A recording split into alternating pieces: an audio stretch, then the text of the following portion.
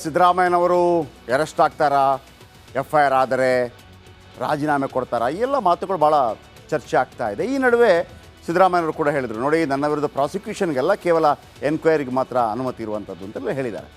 ಈ ನಡುವೆ ಒಂದು ವೇಳೆ ಅರೆಸ್ಟ್ ಆದರೆ ಹೈಕಮಾಂಡ್ ನಿರ್ಧಾರ ಕೈಗೊಂಡ್ರೆ ಕೆಲವು ಮುಖ್ಯಮಂತ್ರಿಗಳು ರೇಸಲ್ಲಿ ಇರಲೇಬೇಕು. ಆದರೆ ಪ್ರಮುಖವಾಗಿ ಯಾರಿರೋದು ಹೇಳಿ ಮುಖ್ಯಮಂತ್ರಿ ರೇಸಲ್ಲಿ ಅವತ್ತಿಂದ 5 ವರ್ಷದ ಆಡಳಿತಾವಧಿಯಲ್ಲಿ DK ಶಿವಕುಮಾರ್. ಆದರೆ DK ಶಿವಕುಮಾರ್ ಸಿದ್ದರಾಮಯ್ಯನವರು ಒಂದು ವೇಳೆ ಈ ಕಾರಣಕ್ಕಾಗಿ ಮೂಢ ಕಾರಣಕ್ಕಾಗಿ ಕೆಳಗಿಳಿದ್ರೆ ಮುಖ್ಯಮಂತ್ರಿ ಆಗ್ತಾರಾ?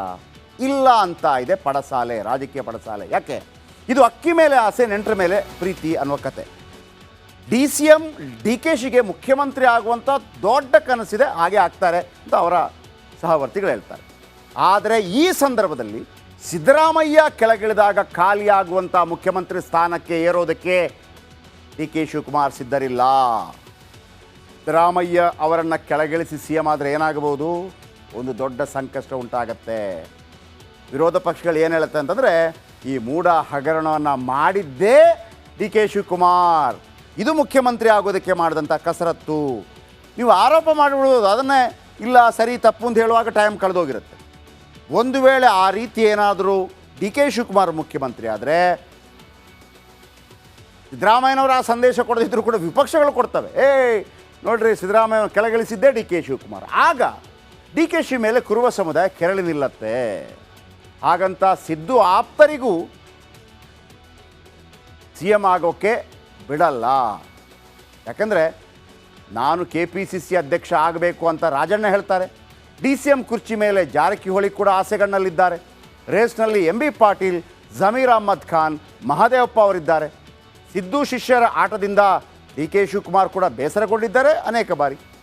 ಹಾಗಾಗಿ DK ಶಿವಕುಮಾರ್ ಮುಖ್ಯಮಂತ್ರಿ ಆಗದೇ ಇದ್ದರೆ ಸಿದ್ದರಾಮಯ್ಯನವರು ಆಪ್ತರ ಮುಖ್ಯಮಂತ್ರಿ ಆಗ್ತಾರೆ ಅಂದ್ಕೋಬೇಡಿ.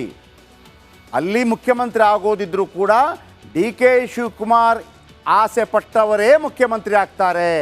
ಸಿದ್ದು ಆಪ್ತರ ಬದಲು ಹೊಸ ಹೆಸರು ಹೊರಬರಬಹುದು. ಹೈಕೋರ್ಟ್ ತೀರ್ಪಿನ ಬಳಿಕ DCM DK ಶಿವಕುಮಾರ್ ಮಾತನಾಡಿದರು. ಏನು ಹೇಳಿದರು ಕೇಳಿಸ್ಕೊಳ್ಳಿ.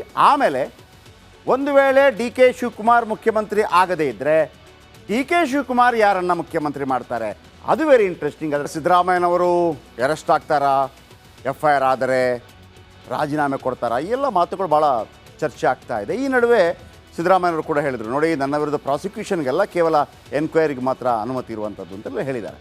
ಈ ನಡುವೆ ಒಂದು ವೇಳೆ ಅರೆಸ್ಟ್ ಆದರೆ ಹೈಕಮಾಂಡ್ ನಿರ್ಧಾರ ಕೈಗೊಂಡ್ರೆ ಕೆಲವು ಮುಖ್ಯಮಂತ್ರಿಗಳು ರೇಸಲ್ಲಿ ಇರಲೇಬೇಕು. ಆದರೆ ಪ್ರಮುಖವಾಗಿ ಯಾರಿರೋದು ಹೇಳಿ ಮುಖ್ಯಮಂತ್ರಿ ರೇಸಲ್ಲಿ ಅವತ್ತಿಂದ 5 ವರ್ಷದ ಆಡಳಿತಾವಧಿಯಲ್ಲಿ DK ಶಿವಕುಮಾರ್. ಆದರೆ DK ಶಿವಕುಮಾರ್ ಸಿದ್ದರಾಮಯ್ಯನವರು ಒಂದು ವೇಳೆ ಈ ಕಾರಣಕ್ಕಾಗಿ ಮೂಢ ಕಾರಣಕ್ಕಾಗಿ ಕೆಳಗಿಳಿದ್ರೆ ಮುಖ್ಯಮಂತ್ರಿ ಆಗ್ತಾರಾ? ಇಲ್ಲ ಅಂತ ಇದೆ ಪಡಸಾಲೆ, ರಾಜಕೀಯ ಪಡಸಾಲೆ. ಯಾಕೆ? ಇದು ಅಕ್ಕಿ ಮೇಲೆ ಆಸೆ ನೆಂಟರ ಮೇಲೆ ಪ್ರೀತಿ ಅನ್ನುವ ಕತೆ.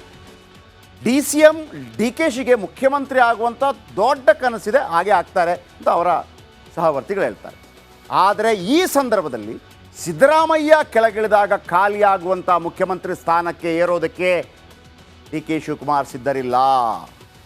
ಸಿದ್ದರಾಮಯ್ಯ ಅವರನ್ನು ಕೆಳಗಿಳಿಸಿ CM ಆದರೆ ಏನಾಗಬಹುದು? ಒಂದು ದೊಡ್ಡ ಸಂಕಷ್ಟ ಉಂಟಾಗತ್ತೆ. ವಿರೋಧ ಪಕ್ಷಗಳು ಏನು ಹೇಳುತ್ತೆ ಅಂತಂದರೆ, ಈ ಮೂಢ ಹಗರಣವನ್ನು ಮಾಡಿದ್ದೇ DK ಶಿವಕುಮಾರ್, ಇದು ಮುಖ್ಯಮಂತ್ರಿ ಆಗೋದಕ್ಕೆ ಮಾಡಿದಂಥ ಕಸರತ್ತು. ನೀವು ಆರೋಪ ಮಾಡಿಬಿಡೋದು, ಅದನ್ನೇ ಇಲ್ಲ ಸರಿ ತಪ್ಪು ಅಂತ ಹೇಳುವಾಗ ಟೈಮ್ ಕಳೆದೋಗಿರುತ್ತೆ. ಒಂದು ವೇಳೆ ಆ ರೀತಿ ಏನಾದರೂ DK ಶಿವಕುಮಾರ್ ಮುಖ್ಯಮಂತ್ರಿ ಆದರೆ,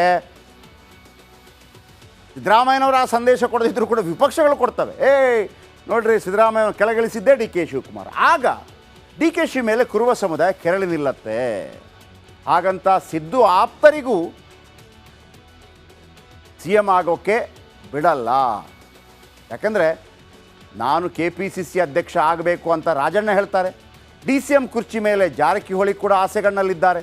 ರೇಸ್ನಲ್ಲಿ MB ಪಾಟೀಲ್, ಜಮೀರ್ ಅಹ್ಮದ್ ಖಾನ್, ಮಹದೇವಪ್ಪ ಅವರಿದ್ದಾರೆ. ಸಿದ್ದು ಶಿಷ್ಯರ ಆಟದಿಂದ DK ಶಿವಕುಮಾರ್ ಕೂಡ ಬೇಸರಗೊಂಡಿದ್ದಾರೆ ಅನೇಕ ಬಾರಿ. ಹಾಗಾಗಿ DK ಶಿವಕುಮಾರ್ ಮುಖ್ಯಮಂತ್ರಿ ಆಗದೇ ಇದ್ದರೆ ಸಿದ್ದರಾಮಯ್ಯನವರು ಆಪ್ತರ ಮುಖ್ಯಮಂತ್ರಿ ಆಗ್ತಾರೆ ಅಂದ್ಕೋಬೇಡಿ. ಅಲ್ಲಿ ಮುಖ್ಯಮಂತ್ರಿ ಆಗೋದಿದ್ರೂ ಕೂಡ DK ಶಿವಕುಮಾರ್ ಆಸೆ ಪಟ್ಟವರೇ ಮುಖ್ಯಮಂತ್ರಿ ಆಗ್ತಾರೆ. ಸಿದ್ದು ಆಪ್ತರ ಬದಲು ಹೊಸ ಹೆಸರು ಹೊರಬರಬಹುದು. ಹೈಕೋರ್ಟ್ ತೀರ್ಪಿನ ಬಳಿಕ DCM DK ಶಿವಕುಮಾರ್ ಮಾತನಾಡಿದರು. ಏನು ಹೇಳಿದರು ಕೇಳಿಸ್ಕೊಳ್ಳಿ. ಆಮೇಲೆ ಒಂದು ವೇಳೆ ಡಿ ಕೆ ಶಿವಕುಮಾರ್ ಮುಖ್ಯಮಂತ್ರಿ ಆಗದೇ ಇದ್ದರೆ ಡಿ ಕೆ ಶಿವಕುಮಾರ್ ಯಾರನ್ನು ಮುಖ್ಯಮಂತ್ರಿ ಮಾಡ್ತಾರೆ? ಅದು ವೆರಿ ಇಂಟ್ರೆಸ್ಟಿಂಗ್. ಆದರೆ ಸಿದ್ದರಾಮಯ್ಯನವರು ಅರೆಸ್ಟ್ ಆಗ್ತಾರಾ, FIR ಆದರೆ ರಾಜೀನಾಮೆ ಕೊಡ್ತಾರಾ, ಈ ಎಲ್ಲ ಮಾತುಗಳು ಭಾಳ ಚರ್ಚೆ ಆಗ್ತಾ ಇದೆ. ಈ ನಡುವೆ ಸಿದ್ದರಾಮಯ್ಯನವರು ಕೂಡ ಹೇಳಿದರು, ನೋಡಿ ನನ್ನ ವಿರುದ್ಧ ಪ್ರಾಸಿಕ್ಯೂಷನ್ಗೆಲ್ಲ ಕೇವಲ ಎನ್ಕ್ವೈರಿಗೆ ಮಾತ್ರ ಅನುಮತಿ ಇರುವಂಥದ್ದು ಅಂತೆಲ್ಲ ಹೇಳಿದ್ದಾರೆ. ಈ ನಡುವೆ ಒಂದು ವೇಳೆ ಅರೆಸ್ಟ್ ಆದರೆ ಹೈಕಮಾಂಡ್ ನಿರ್ಧಾರ ಕೈಗೊಂಡ್ರೆ ಕೆಲವು ಮುಖ್ಯಮಂತ್ರಿಗಳು ರೇಸಲ್ಲಿ ಇರಲೇಬೇಕು. ಆದರೆ ಪ್ರಮುಖವಾಗಿ ಯಾರಿರೋದು ಹೇಳಿ ಮುಖ್ಯಮಂತ್ರಿ ರೇಸಲ್ಲಿ ಅವತ್ತಿಂದ 5 ವರ್ಷದ ಆಡಳಿತಾವಧಿಯಲ್ಲಿ? D K Shivakumar. ಆದರೆ ಡಿ ಕೆ ಶಿವಕುಮಾರ್ ಸಿದ್ದರಾಮಯ್ಯನವರು ಒಂದು ವೇಳೆ ಈ ಕಾರಣಕ್ಕಾಗಿ ಮೂಢ ಕಾರಣಕ್ಕಾಗಿ ಕೆಳಗಿಳಿದರೆ ಮುಖ್ಯಮಂತ್ರಿ ಆಗ್ತಾರಾ? ಇಲ್ಲ ಅಂತ ಇದೆ ಪಡಸಾಲೆ, ರಾಜಕೀಯ ಪಡಸಾಲೆ. ಯಾಕೆ? ಇದು ಅಕ್ಕಿ ಮೇಲೆ ಆಸೆ, ನೆಂಟರ ಮೇಲೆ ಪ್ರೀತಿ ಅನ್ನೋ ಕತೆ. DCM DKಶಿಗೆ ಮುಖ್ಯಮಂತ್ರಿ ಆಗುವಂಥ ದೊಡ್ಡ ಕನಸಿದೆ, ಹಾಗೆ ಆಗ್ತಾರೆ ಅಂತ ಅವರ ಸಹವರ್ತಿಗಳು ಹೇಳ್ತಾರೆ. ಆದರೆ ಈ ಸಂದರ್ಭದಲ್ಲಿ ಸಿದ್ದರಾಮಯ್ಯ ಕೆಳಗಿಳಿದಾಗ ಖಾಲಿಯಾಗುವಂಥ ಮುಖ್ಯಮಂತ್ರಿ ಸ್ಥಾನಕ್ಕೆ ಏರೋದಕ್ಕೆ ಡಿ ಕೆ ಶಿವಕುಮಾರ್ ಸಿದ್ಧರಿಲ್ಲ. ಸಿದ್ದರಾಮಯ್ಯ ಅವರನ್ನು ಕೆಳಗಿಳಿಸಿ CM ಆದರೆ ಏನಾಗಬಹುದು? ಒಂದು ದೊಡ್ಡ ಸಂಕಷ್ಟ ಉಂಟಾಗತ್ತೆ. ವಿರೋಧ ಪಕ್ಷಗಳು ಏನು ಹೇಳುತ್ತೆ ಅಂತಂದರೆ, ಈ ಮೂಢ ಹಗರಣವನ್ನು ಮಾಡಿದ್ದೇ ಡಿ ಕೆ ಶಿವಕುಮಾರ್, ಇದು ಮುಖ್ಯಮಂತ್ರಿ ಆಗೋದಕ್ಕೆ ಮಾಡಿದಂಥ ಕಸರತ್ತು. ನೀವು ಆರೋಪ ಮಾಡಿಬಿಡೋದು, ಅದನ್ನೇ ಇಲ್ಲ ಸರಿ ತಪ್ಪು ಅಂತ ಹೇಳುವಾಗ ಟೈಮ್ ಕಳೆದೋಗಿರುತ್ತೆ. ಒಂದು ವೇಳೆ ಆ ರೀತಿ ಏನಾದರೂ ಡಿ ಕೆ ಶಿವಕುಮಾರ್ ಮುಖ್ಯಮಂತ್ರಿ ಆದರೆ ಸಿದ್ದರಾಮಯ್ಯನವರು ಆ ಸಂದೇಶ ಕೊಡದಿದ್ದರೂ ಕೂಡ ವಿಪಕ್ಷಗಳು ಕೊಡ್ತವೆ, ನೋಡ್ರಿ ಸಿದ್ದರಾಮಯ್ಯ ಕೆಳಗಿಳಿಸಿದ್ದೇ ಡಿ ಕೆ ಶಿವಕುಮಾರ್. ಆಗ ಡಿ ಕೆ ಶಿ ಮೇಲೆ ಕುರುವ ಸಮುದಾಯ ಕೆರಳಿ ನಿಲ್ಲತ್ತೆ. ಹಾಗಂತ ಸಿದ್ದು ಆಪ್ತರಿಗೂ CM ಆಗೋಕ್ಕೆ ಬಿಡಲ್ಲ.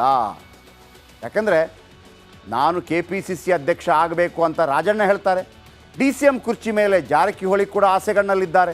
ರೇಸ್ನಲ್ಲಿ MB ಪಾಟೀಲ್, ಜಮೀರ್ ಅಹ್ಮದ್ ಖಾನ್, ಮಹದೇವಪ್ಪ ಅವರಿದ್ದಾರೆ. ಸಿದ್ದು ಶಿಷ್ಯರ ಆಟದಿಂದ ಡಿ ಕೆ ಶಿವಕುಮಾರ್ ಕೂಡ ಬೇಸರಗೊಂಡಿದ್ದಾರೆ ಅನೇಕ ಬಾರಿ.